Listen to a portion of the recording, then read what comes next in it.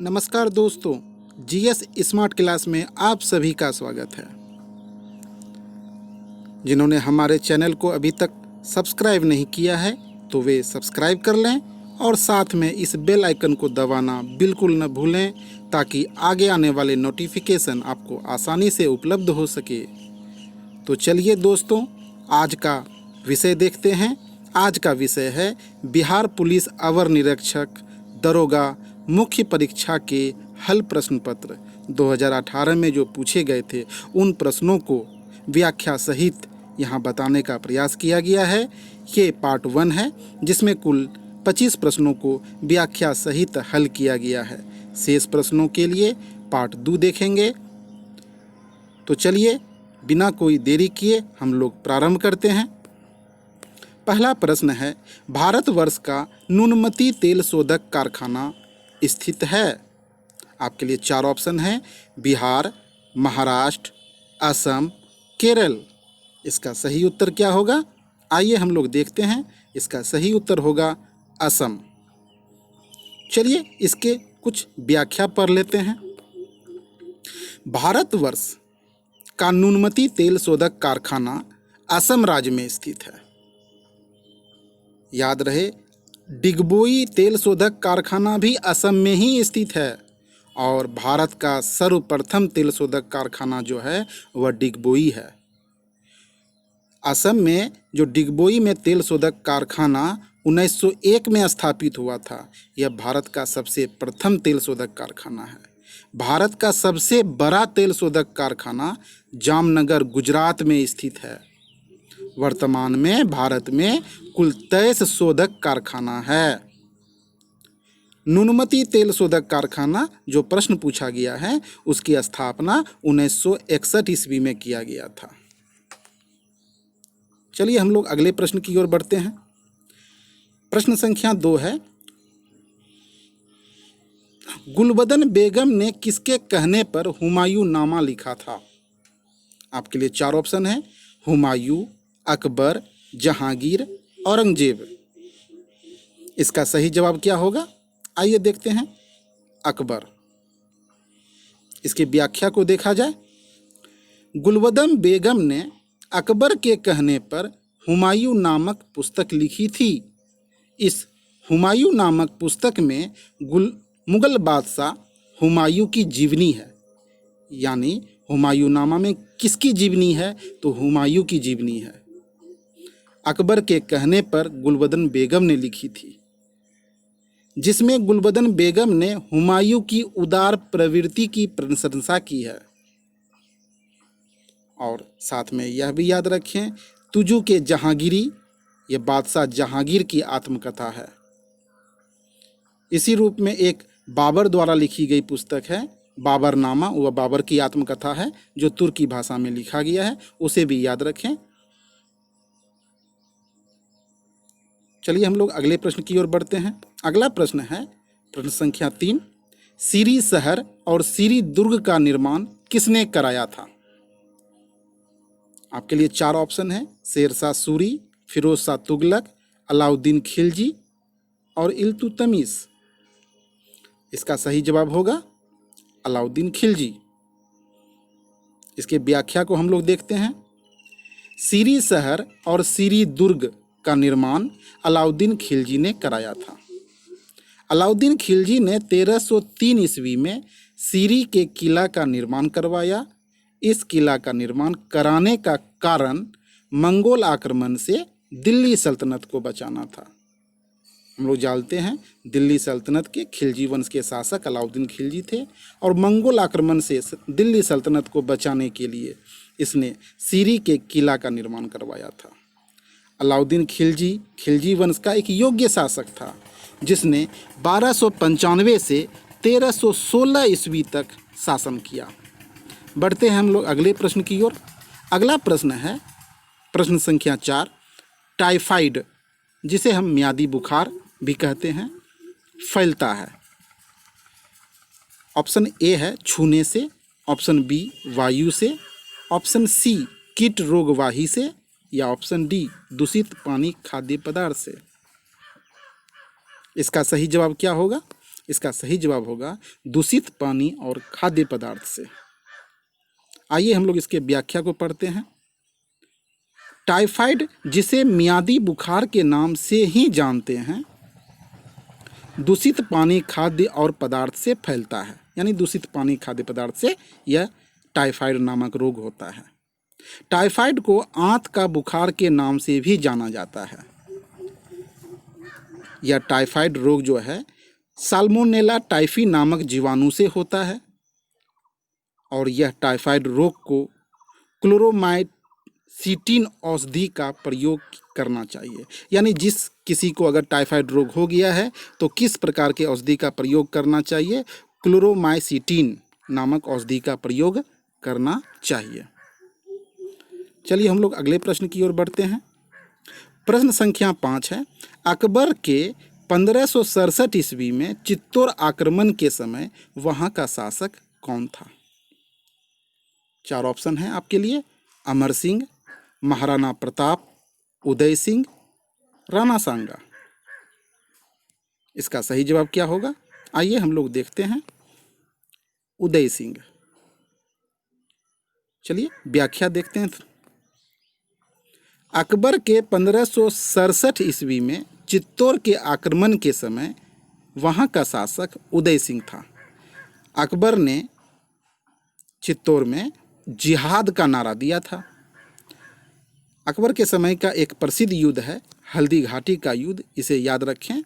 हल्दी घाटी के युद्ध के समय का एक प्रसिद्ध युद्ध है अकबर के समय का, जो 1576 ईस्वी में लड़ा गया था। यह अकबर और महाराणा प्रताप के बीच हुआ था। कई बार एग्जाम में पूछा जाता है हल्दी घाटी का युद्ध कब हुआ था, तो 1576। किनके बीच लड़ा गया था? अकबर और महाराणा प्रताप के बीच। और चित्तौड़ आक्रमण के समय अकबर जो चित्तौड़ पर आक्रमण किया था तो चित्तौड़ का शासक उदय सिंह था, इसे भी याद रखें। बढ़ते हैं हम लोग नेक्स्ट प्रश्न की ओर, जो छठा प्रश्न है, शेरशाह का मकबरा स्थित है कलिंजर में, सासाराम में, दिल्ली में या आगरा में? इसका सही जवाब क्या होगा? इसका सही जवाब होगा सासाराम में। आइए हम लोग इसके व्याख्या को पढ़ते हैं और विस्तार से जानते हैं। शेरशाह का मकबरा सासाराम में स्थित है। शेरशाह का मकबरा अष्टभुजाकार है, यानी 8 भुजाकार है। एग्जाम में ये पूछे जाते हैं शेरशाह का मकबरा कितने भुजाकार है, तो अष्टभुजाकार है, जो तालाब के बीच में स्थित है। शेरशाह के बारे में अगर और थोड़ी बहुत जानकारी दी गई है तो वह यह है, पटना शहर की स्थापना 1541 ईस्वी में शेरशाह ने किया था। शेरशाह का डाक प्रबंधन मध्यकाल में सर्वश्रेष्ठ था, सबसे अच्छा डाक प्रबंधन था शेरशाह के समय में। शेरशाह की मृत्यु 1545 ईस्वी में कलिंजर में हुआ था। युद्ध के दौरान इसकी मृत्यु हो गई थी। नेक्स्ट प्रश्न, हम लोग अगले प्रश्न की ओर बढ़ते हैं। प्रश्न संख्या 7 है, कथा सरित सागर के लेखक कौन हैं? ऑप्शन हैं ए नंबर पे क्षेमेंद्र, बी सोमदेव, सी विशाखदत्त, डी धनपाल। इसका सही जवाब क्या होगा? आइए देखते हैं। इसका सही जवाब होगा सोमदेव। इसके व्याख्या को देखते हैं। कथा सरित सागर के लेखक सोमदेव हैं। सोमदेव गुप्त काल के लेखक थे और गुप्त काल के लेखक के बारे में जानकारी यहाँ उपलब्ध कराई गई है। गुप्त काल के एक लेखक विशाखदत्त भी थे, जिसने मुद्रा राक्षस और देवी चंद्रगुप्तम जैसे पुस्तक लिखी। दोनों पुस्तक बहुत प्रसिद्ध है और कई बार एग्जाम में पूछे जाते हैं। मुद्रा राक्षस किसकी रचना है, तो विशाखदत्त की रचना है। देवी चंद्रगुप्तम किसकी रचना है, तो विशाखदत्त की रचना है। क्षेमेंद्र भी गुप्तकालीन लेखक थे। इसके द्वारा लिखी गई पुस्तक बृहत कथा मंजरी है। तो ये 3 पुस्तक के नाम यहाँ दिए गए हैं। 4 कथा सरित सागर भी है, तो इन चारों को ध्यान में रखें और ये सभी गुप्तकालीन है। बढ़ते हम लोग अगले प्रश्न की ओर। गुप्तकालीन प्रथम गणितज्ञ व खगोल शास्त्री कौन था? ऑप्शन है बराहमिहिर, ब्रह्मगुप्त, भास्कर प्रथम और आर्यभट्ट। गुप्तकालीन प्रथम गणितज्ञ और खगोल शास्त्री। इसका सही जवाब होगा आर्यभट्ट। आइए इसके व्याख्या को देखते हैं। गुप्त काल के प्रथम गणितज्ञ और खगोल शास्त्री आर्यभट्ट था।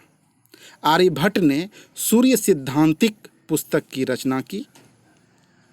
ये पुस्तक बहुत प्रसिद्ध है, सूर्य सिद्धांतिका आर्यभट्ट द्वारा लिखी गई पुस्तक है। आर्यभट्ट ने बीजगणित, त्रिकोणमिति आदि के क्षेत्र में योगदान किया है।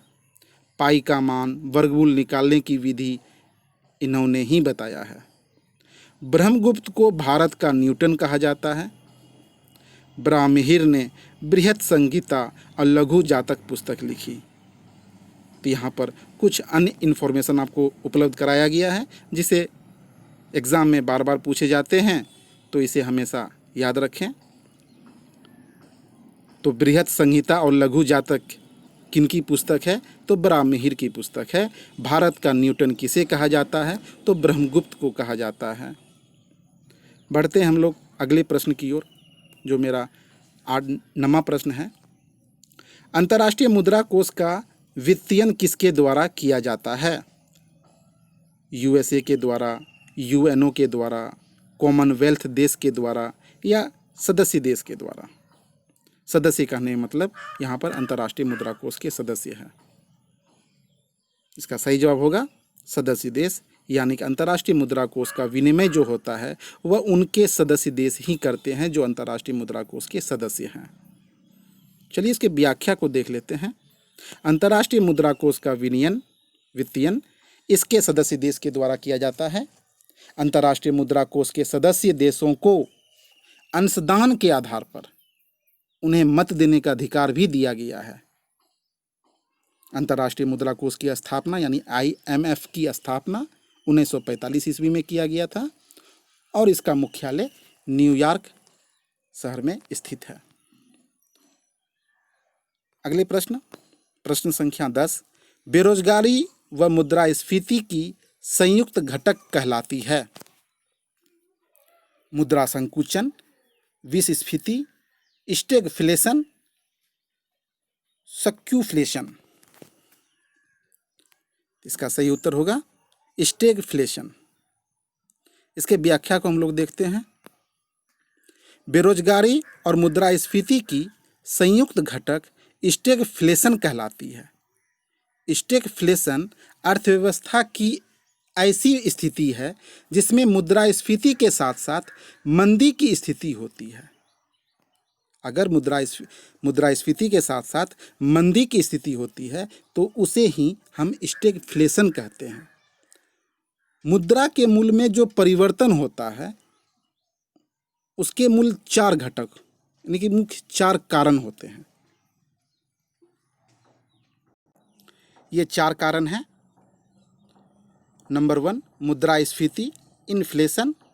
नंबर 2 अविस्फीति, जिसे हम मुद्रा संकुचन भी कहते हैं, इसे डिफ्लेशन के नाम से भी जानते हैं। मुद्रा संस्फीति, रिफ्लेशन। और नंबर 4 अपस्फीति, डिसइन्फ्लेशन। बढ़ते हैं हम लोग अगले प्रश्न की ओर। प्रश्न संख्या 11 है। भारतीय मुस्लिम लीग की स्थापना किस वर्ष हुई थी? 1885, 1905, 1906, डी 1905। यहाँ पर बी और डी में एक ही ऑप्शन हो गया है। इसका सही उत्तर होगा 1906। आइए इसके व्याख्या को देखते हैं। भारतीय मुस्लिम लीग की स्थापना 30 दिसंबर 1906 ईस्वी को हुई थी। मुस्लिम लीग की स्थापना ढाका में नवाब सलीमुल्लाह की अध्यक्षता में हुआ था, यानी अध्यक्ष वे बने थे। सलीमुल्लाह और आगा खां द्वारा मुस्लिम लीग की स्थापना की गई थी। अगर पूछा जाए कि ढाका में जो मुस्लिम लीग की स्थापना हुई थी उसकी अध्यक्षता किसने की थी, तो नवाब सलीमुल्लाह होगा। और मुस्लिम लीग की स्थापना किसने की थी, तो सलीमुल्लाह और आगा खां दोनों नाम आएंगे। मुस्लिम लीग मुसलमानों के हित के लिए बनाया गया था, जो बाद में राष्ट्र विरोधी हो गया और आगे चलकर 1940 ईस्वी में मुस्लिम लीग द्वारा लाहौर अधिवेशन में पाकिस्तान की मांग को स्वीकार किया गया और अंत में भारत का विभाजन हुआ। तो मुस्लिम लीग की जो स्थापना 1906 में हुई थी, वह प्रारंभ में मुसलमानों के हित के लिए बनाया गया था, लेकिन बाद में यह संगठन राष्ट्र विरोधी हो गया था। बढ़ते हैं हम लोग अगले प्रश्न की ओर। अखिल भारतीय राष्ट्रीय कांग्रेस की प्रथम भारतीय महिला अध्यक्ष कौन थी? भारतीय महिला अध्यक्ष पूछा जा रहा है। ऑप्शन है विजया लक्ष्मी पंडित, कस्तूरबा गांधी, सरोजनी नायडू, अरुणा आसफ अली। इसका सही जवाब होगा सरोजनी नायडू। इसके व्याख्या को हम लोग पढ़ते हैं। अखिल भारतीय राष्ट्रीय कांग्रेस की प्रथम भारतीय महिला अध्यक्ष सरोजनी नायडू थी। सरोजनी नायडू 1925 ईस्वी में कांग्रेस की कानपुर अधिवेशन की अध्यक्षता बनी थी। कानपुर अधिवेशन याद रखिएगा, 1925 ईस्वी भी याद रखना पड़ेगा, जब सरोजनी नायडू कांग्रेस की अध्यक्ष बनी थी, और वह भी भारतीय महिला। जबकि उससे पहले एनी बेसेंट कांग्रेस की प्रथम महिला अध्यक्ष बन चुकी थी। एनी बेसेंट 1917 ईस्वी में कलकत्ता अधिवेशन में कांग्रेस की अध्यक्ष बनी थी, लेकिन वह भारतीय नहीं थी, इसलिए अगर भारतीय पूछे तो सरोजनी नायडू होगा, अगर प्रथम महिला पूछे तो एनी बेसेंट होगा। एनी बेसेंट 1917 ईस्वी में कांग्रेस की अध्यक्ष बनी थी और सरोजनी नायडू 1925 ईस्वी में। अगर स्वतंत्रता से पहले की बात की जाए तो तीसरी महिला जो कांग्रेस की अध्यक्ष बनी, उनका नाम नलिनी सेन गुप्ता थी। नलिनी सेन गुप्ता। यह 1933 ईस्वी में कांग्रेस की अध्यक्ष बनी थी कलकत्ता अधिवेशन में।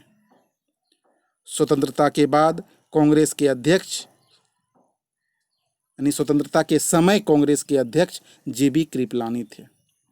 स्वतंत्रता के बाद अगर देखा जाए तो लंबे समय तक कांग्रेस के अध्यक्ष महिला में सोनिया गांधी रही है। जितने समय तक सोनिया गांधी कांग्रेस के अध्यक्ष रही, उतने समय तक कोई भी अध्यक्ष नहीं रहे हैं। और जिस समय देश आज़ाद हो रही थी, उस समय कांग्रेस के अध्यक्ष जेबी कृपलानी थे। बढ़ते हैं अगले प्रश्न की ओर। प्रश्न संख्या 13 है। निम्नलिखित में से किसने हिंदी भाषा को राष्ट्रभाषा के रूप में स्वीकारा व पहली बार स्वराज शब्द का प्रयोग किया? ऑप्शन है राजा राम मोहन राय, स्वामी दयानंद सरस्वती, स्वामी विवेकानंद, बाल गंगाधर तिलक। किसने हिंदी भाषा को राष्ट्रभाषा के रूप में स्वीकारा और पहली बार स्वराज शब्द का प्रयोग किया? इसका सही जवाब होगा स्वामी दयानंद सरस्वती। इसके व्याख्या को देखते हैं हम लोग। स्वामी दयानंद सरस्वती हिंदी भाषा को भारत की राष्ट्रभाषा के रूप में स्वीकारे और पहली बार स्वराज शब्द का प्रयोग किया। स्वामी दयानंद सरस्वती का मानना था कि विदेशी शासन कितना भी अच्छा क्यों न हो, स्वदेशी शासन का बराबरी नहीं कर सकता है। यानी विदेशी शासन कितना भी अच्छा क्यों न हो, स्वदेशी शासन का बराबरी नहीं कर सकता है। स्वदेशी शासन, स्वशासन, स्वभाषा शब्द का प्रयोग सर्वप्रथम स्वामी दयानंद सरस्वती ने ही किया था। स्वदेशी, स्वशासन, स्वभाषा, ये 3 अलग अलग शब्द हैं। इन शब्द का सर्वप्रथम प्रयोग दयानंद सरस्वती ने किया था। स्वामी दयानंद सरस्वती ने आर्य समाज की स्थापना की थी।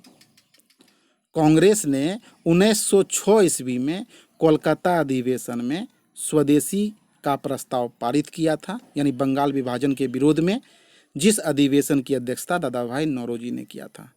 जैसा कि हम सभी को मालूम है, 1905 में लॉर्ड कर्जन के द्वारा बंगाल का विभाजन किया गया। तब 1906 ईस्वी में कोलकाता अधिवेशन में स्वदेशी प्रस्ताव को पारित किया गया और इस अधिवेशन की अध्यक्षता दादा भाई नौरोजी ने किया था। 1929 ईस्वी में कांग्रेस के लाहौर अधिवेशन में पूर्ण स्वराज का प्रस्ताव पारित किया गया, जिसकी अध्यक्षता जवाहरलाल नेहरू ने किया था। तो लाहौर अधिवेशन बहुत प्रसिद्ध है 1929 ईस्वी का। इसके अध्यक्ष जवाहरलाल नेहरू थे, यह हमेशा याद रखें। बढ़ते हैं हम लोग अगले प्रश्न की ओर। निम्नलिखित में से सार्वजनिक उपक्रम में से कौन सा महारत्न नहीं है? भेल, गेल, सेल या बीएसएनएल? इसका सही जवाब होगा बीएसएनएल। इसके व्याख्या को देखते हैं। बीएसएनएल सार्वजनिक उपक्रम में महारत्न नहीं है। भारत सरकार ने 1997 ईस्वी में नवरत्न योजना और 2010 में महारत्न योजना की शुरुआत की। तो 2 ईस्वी याद रखें। नवरत्न योजना कब प्रारंभ हुआ? 1997 में, और महारत्न योजना कब प्रारंभ हुआ? 2010 में। नवरत्न का दर्जा प्राप्त कंपनी को क्या मिलता है? तो प्रश्न उठता है, तो जो कंपनी को नवरत्न का दर्जा मिल जाता है, उन कंपनियों को 1000 करोड़ रुपया तक के निवेश प्रस्ताव पर केंद्र सरकार की अनुमति लिए बिना ही निर्णय लेने का अधिकार मिल जाता है। यानी वैसी कंपनी जिसको नवरत्न का दर्जा प्राप्त हो गया है, वह केंद्र सरकार से बिना अनुमति लिए, बिना आज्ञा लिए 1000 करोड़ रुपया तक निवेश कर सकता है।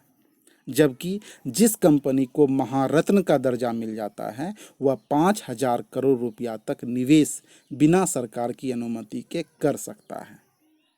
यही अंतर है नवरत्न और महारत्न में। वर्तमान में नवरत्न कंपनियों की संख्या 17 है और महारत्न कंपनियों की संख्या 7 है। तो एग्ज़ाम में 17 के बारे में तो नहीं पूछा जाता है। हाँ, महारत्न कंपनी के बारे में कभी कभी पूछ दिया जाता है। तो उस महारत्न कंपनी जो 7 हैं उसे याद रखें। सेल, गेल, भेल, ओएनजीसी, एनटीपीसी, सीआईएल कोल इंडिया लिमिटेड, आईओसीएल को वर्तमान में महारत्न कंपनी का दर्जा प्राप्त है। बढ़ते हैं हम लोग अगले प्रश्न की ओर। प्रश्न संख्या 15 है, भारतीय नियोजन के वस्तुकार कौन थे? सरदार वल्लभ भाई पटेल, पीसी महालनोबिस, बीआर अंबेडकर या पंडित जवाहरलाल नेहरू? इसका सही जवाब होगा पंडित जवाहरलाल नेहरू। इसके व्याख्या को देखते हैं। भारतीय नियोजन के वस्तुकार जवाहरलाल नेहरू थे। राष्ट्रीय नियोजन समिति की स्थापना 1930 ईस्वी में पंडित जवाहरलाल नेहरू की अध्यक्षता में किया गया था। राष्ट्रीय नियोजन समिति 1930 जवाहरलाल नेहरू की अध्यक्षता में।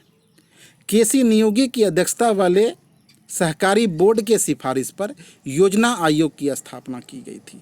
अगर पूछा जाता है योजना आयोग की स्थापना किस बोर्ड की सलाह पर, तो वो बोर्ड का नाम अगर पूछा जाता है तो केसी नियोगी की अध्यक्षता वाली सहकारी बोर्ड। 15 मार्च 1950 को योजना आयोग को स्थापित किया गया था जॉन मार्शल के प्रस्ताव पर। प्रस्ताव किसने रखा था? तो जॉन मार्शल ने रखा था योजना आयोग का।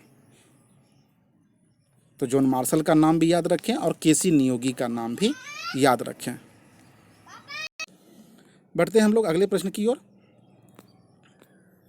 जो 16वां प्रश्न है। निम्नलिखित में से उसकी पहचान करें जो रिजर्व बैंक का कार्य नहीं है। नंबर ए, विदेशी विनिमय भंडार का संरक्षण, करेंसी जारी करना, जनता से प्राप्त जमाओं पर ब्याज देना। नंबर डी, नगद आरक्षण का संरक्षण। इसमें से कौन आरबीआई का कार्य नहीं है? इसका सही उत्तर होगा नंबर सी, जनता से प्राप्त जमाओं पर ब्याज देना। यानी जनता का यह बैंक नहीं होता है।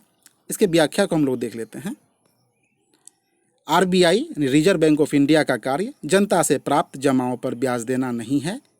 यह जनता का बैंक नहीं है, यानी आरबीआई जनता का बैंक नहीं है। आरबीआई व्यावसायिक बैंकों का बैंक है। यानी हाँ, जनता का बैंक जो एसबीआई है, जो अदर व्यावसायिक बैंक है, उन सभी बैंकों का बैंक है, यानी व्यावसायिक बैंकों का बैंक है। आरबीआई भारत सरकार का भी बैंक है। आरबीआई भारत में मौद्रिक नीति की घोषणा करता है। कई बार एग्जाम में पूछा जाता है मौद्रिक नीति की घोषणा कौन करता है, तो आरबीआई करता है। आरबीआई की स्थापना कब की गई थी? 1 अप्रैल 1935 को किया गया था रिजर्व बैंक अधिनियम 1934 के द्वारा। आरबीआई का राष्ट्रीयकरण 1 जनवरी 1949 को किया गया था। यह भी बार बार एग्जाम में पूछा जाता है। बढ़ते हैं हम लोग अगले प्रश्न की ओर। 17 नंबर का प्रश्न है, तिलहन के उत्पादन में वृद्धि का कारण क्या है? श्वेत क्रांति, पीली क्रांति, नीली क्रांति, भूरी क्रांति। इसका सही जवाब होगा पीली क्रांति।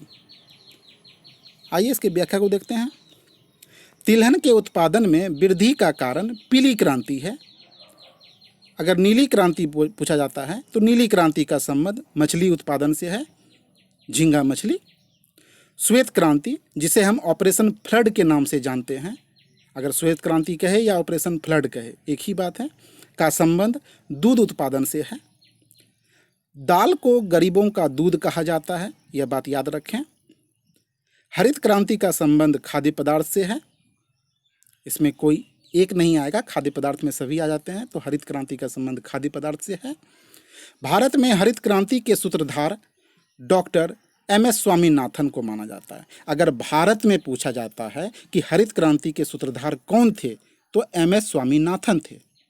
विश्व में हरित क्रांति के प्रणेता, नोबेल पुरस्कार विजेता अमेरिकी कृषि वैज्ञानिक डॉक्टर नॉर्मन बोरलॉग को माना जाता है। इन्हें नोबेल पुरस्कार से नवाजा गया था। विश्व में हरित क्रांति लाने के उपलक्ष्य में इसे नोबेल पुरस्कार दिया गया था। तो डॉक्टर नॉर्मन बोरलॉग विश्व में हरित क्रांति लाने के प्रणेता हैं और भारत में एम.एस. स्वामीनाथन। हरित क्रांति शब्द किसने दिया? तो अमेरिका के डॉक्टर विलियम गार्ड ने दिया। विलियम गार्ड की देन है हरित क्रांति शब्द। बढ़ते हैं हम लोग अगले प्रश्न की ओर। 18वां प्रश्न है, भारत के किस राज्य में शिशु मृत्यु दर सबसे कम है? राजस्थान, केरल, तमिलनाडु, उत्तर प्रदेश। इसका सही उत्तर होगा केरल। आइए इसके व्याख्या को देखते हैं। भारत के केरल राज्य में शिशु मृत्यु दर सबसे कम है,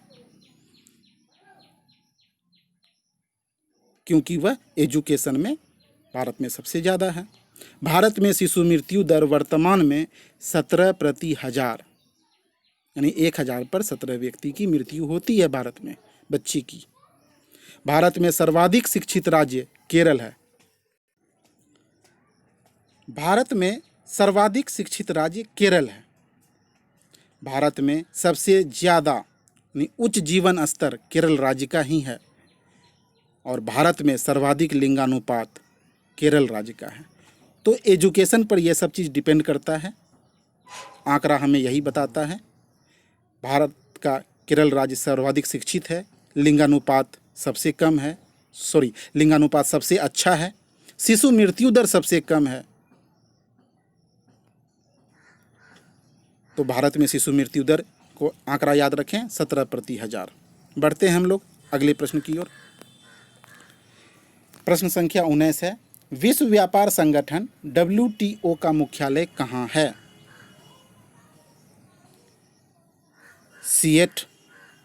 सिएटल, वाशिंगटन DC, जेनेवा या न्यूयॉर्क।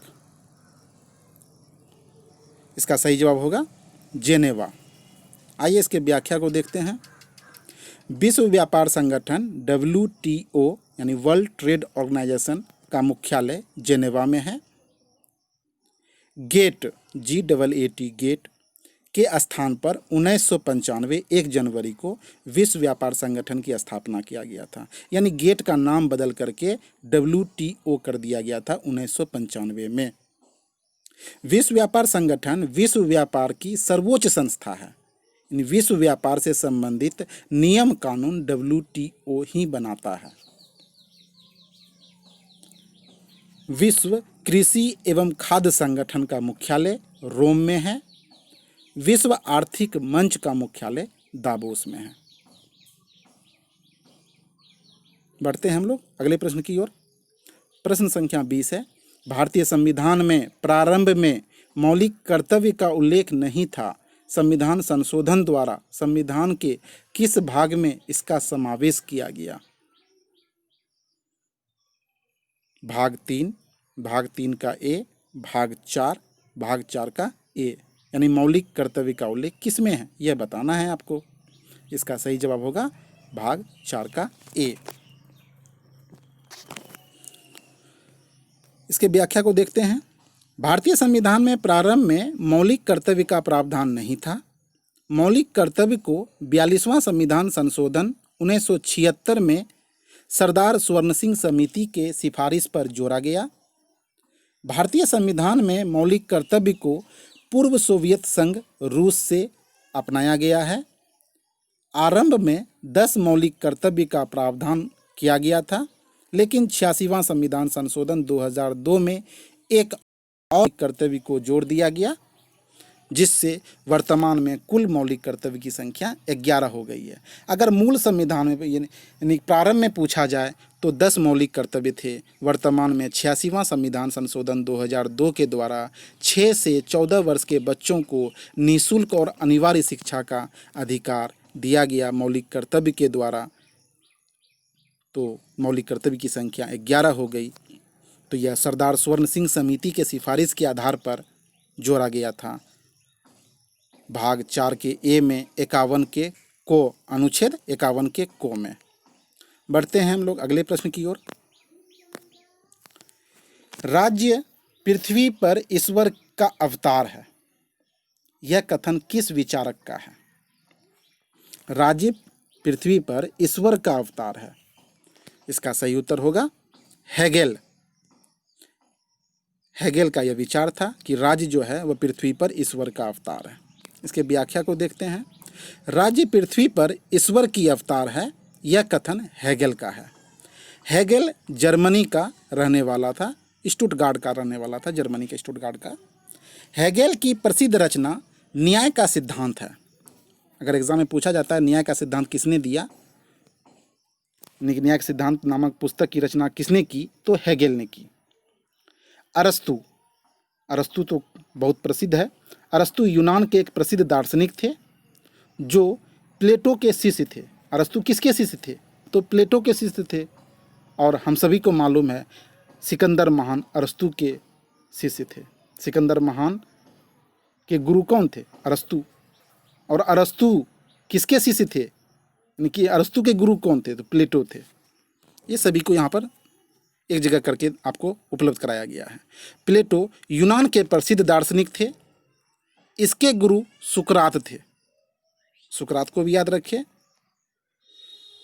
रिपब्लिक प्लेटो द्वारा रचित प्रसिद्ध ग्रंथ है। बहुत बार यह पूछा गया है रिपब्लिक किसकी ग्रंथ है, तो प्लेटो की रचना ग्रंथ है। सुकरात ने कहा था, यानी कि प्लेटो के गुरु सुकरात ने कहा था, एक ईमानदार आदमी हमेशा एक बच्चा होता है। यह कथन याद रखें। बढ़ते हैं अगले प्रश्न की ओर। प्रश्न संख्या 22 है। किस भारत परिषद अधिनियम द्वारा भारत में ब्रिटिश सरकार द्वारा संप्रदाय के आधार पर निर्वाचन प्रणाली का प्रारंभ हुआ? वह कौन सा भारत शासन अधिनियम है जिसके द्वारा ब्रिटिश सरकार जो है भारत में फूट डालो और राज करो, यानी उस नीति का अवलंबन करते हुए निर्वाचन प्रणाली जो है वह संप्रदाय के आधार पर प्रारंभ किया?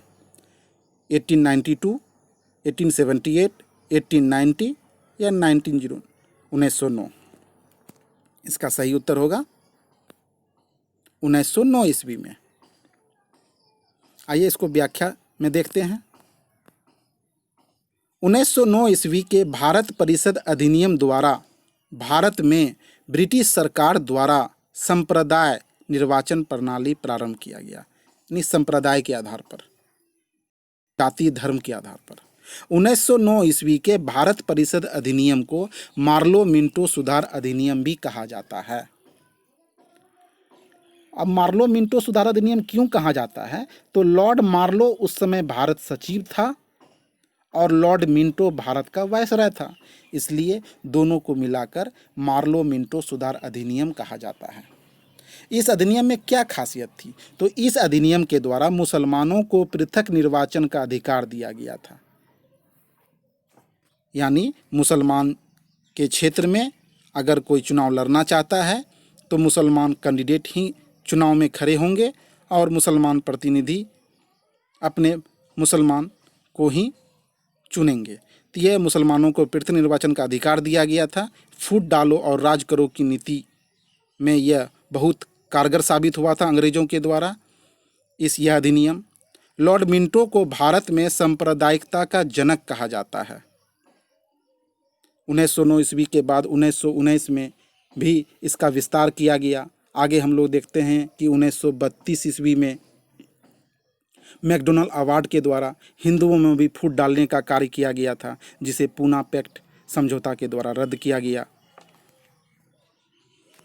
बढ़ते हैं हम लोग अगले प्रश्न की ओर। अगला प्रश्न है 23वां प्रश्न, निम्नलिखित में से क्या भारत का नागरिक बनने के लिए आवश्यक नहीं है? नागरिकता प्राप्त करने के लिए क्या जरूरी नहीं है? किस आधार पर भारत में नागरिकता दी जाती है, यह पूछने का प्रयास किया गया है। वंशानुक्रम के आधार पर, जन्म के आधार पर, अधिग्रहित संपत्ति के आधार पर या देशीकरण के आधार पर? नहीं पूछा जा रहा है। तो इसका सही आंसर होगा अधिग्रहित संपत्ति। भारत में वंशानुक्रम के आधार पर नागरिकता प्राप्त होती है, जन्म के आधार पर प्राप्त होती है, देशीकरण के आधार पर प्राप्त होती है। आइए इसके व्याख्या को देख लेते हैं। भारतीय संविधान के भाग 2 में अनुच्छेद 5 से 11 तक नागरिकता का प्रावधान है। नागरिकता अधिनियम 1955 के तहत नागरिकता प्रदान यानी प्राप्त करने हेतु 5 प्रकार का उल्लेख किया गया है। नंबर 1, जन्म के आधार पर नागरिकता प्राप्त हो सकती है। वंश के आधार पर नागरिकता प्राप्त हो सकती है 2 नंबर पे। 3 नंबर पे कहा जा रहा है पंजीकरण के द्वारा भारत की नागरिकता आप प्राप्त कर सकते हैं।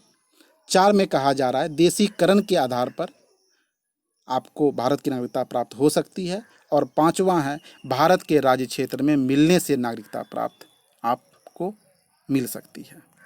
नागरिकता संबंधी कानून बनाने की शक्ति अनुच्छेद 11 भारत के संसद को प्राप्त है।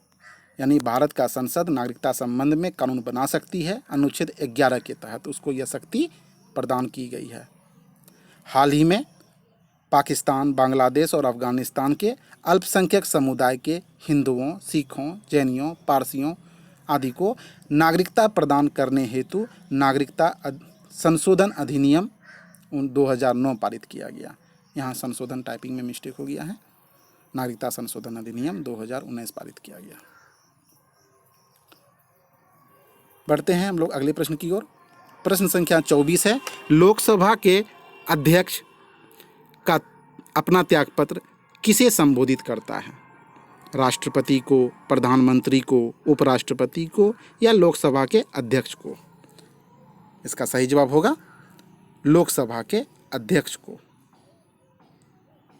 आइए इसके व्याख्या को देखते हैं। लोकसभा का अध्यक्ष अपना त्यागपत्र उपाध्यक्ष को संबोधित करता है। लोकसभा का उपाध्यक्ष अपना त्यागपत्र अध्यक्ष को सौंपता है। यानी यह याद रखें, लोकसभा का अध्यक्ष अपना त्यागपत्र देना चाहे तो उपाध्यक्ष को देगा, और अगर उपाध्यक्ष देना चाहता है तो वह अध्यक्ष को देगा। लोकसभा का प्रथम अध्यक्ष जीवी मावलंकर थे। लोकसभा का अध्यक्ष लोकसभा के भंग के पश्चात भी नई लोकसभा के गठन तक अपने पद पर बना रहता है। जैसे हर 5 साल के बाद लोकसभा भंग हो जाती है, लेकिन लोकसभा का अध्यक्ष अपने पद पर तब तक बना रहता है जब तक कि उसका उत्तराधिकारी चुनकर न आ जाए। नई लोकसभा के गठन तक अपने पद पर बना रहता है। लोकसभा अध्यक्ष के अधीन ही लोकसभा सचिवालय कार्य करता है। बढ़ते हैं हम लोग 25वें प्रश्न की ओर। भारत के किस राज्य में द्विसदीय व्यवस्थापक नहीं है? यानी दो सदन वाली व्यवस्था नहीं है। किस राज्य में? बिहार, उत्तर प्रदेश, पंजाब, जम्मू कश्मीर। इसका सही जवाब होगा पंजाब। जिस समय ये एग्ज़ाम हुई थी उस समय के अनुसार पंजाब इसका उत्तर होगा। अगर वर्तमान में देखा जाए तो जम्मू कश्मीर में भी अब नहीं है। तो इसके व्याख्या को देखते हैं। राज्यों के विधानमंडल का गठन अनुच्छेद 168 के तहत किया जाता है। विधानमंडल किन किन के मिलने से बनता है? तो विधानमंडल राज्य के राज्यपाल, विधानसभा और विधान परिषद के मिलने से बनता है। तो भारत के सभी राज्य में विधान परिषद नहीं है। जहाँ विधान परिषद नहीं है वहाँ राज्यपाल और विधानसभा के मिलने से विधानमंडल बनेगा। लेकिन भारत के कुछ राज्य में विधान परिषद भी है, तो वहाँ पर राज्यपाल, विधानसभा और विधान परिषद के मिलने से विधानमंडल बनता है। अनुच्छेद 169 के तहत विधानसभा के सिफारिश के आधार पर संसद द्वारा राज्यों में विधान परिषद का गठन किया जाता है। अब कुछ राज्य में विधान परिषद है, कुछ राज्य में नहीं है, तो यह अधिकार किसको है?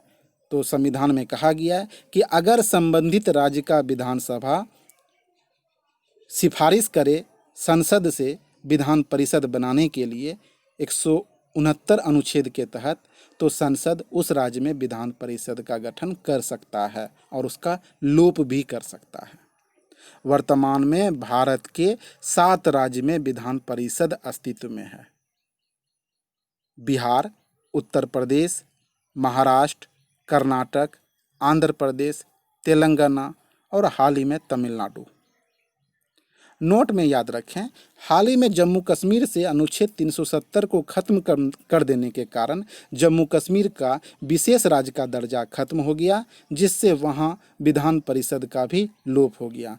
इससे पहले 8 था, जम्मू कश्मीर से लोप हो चुका है क्योंकि वहां से अनुच्छेद 370 को हटा दिया गया, उसे राज्य का दर्जा से समाप्त कर दिया गया। इस कारण वहाँ से विधान परिषद खत्म हो गया। इसलिए वर्तमान में 7 याद रखें। जो एग्ज़ाम में जम्मू कश्मीर ऑप्शन में जो एग्ज़ाम में जम्मू कश्मीर ऑप्शन दिया गया था वो 2018 का क्वेश्चन है और वर्तमान में स्थिति बदल गई है। विधान परिषद में कितनी सदस्य हों, इसके संबंध में कहा गया है कि उस राज्य के विधानसभा में जितने सदस्य हैं उसके 1/3 से अधिक नहीं होगा, लेकिन 40 से कम भी नहीं हो सकता है। विधान परिषद के सदस्यों का कार्यकाल 6 वर्ष का होता है। जैसा राज्यसभा कभी भंग नहीं होती है, वैसे विधान परिषद कभी भंग नहीं होता है। यह अस्थायी सदन है। तो आप लोगों को हमारा ये वीडियो कैसा लगा हमें कमेंट बॉक्स में बताएं और सब्सक्राइब करना न भूलें। धन्यवाद।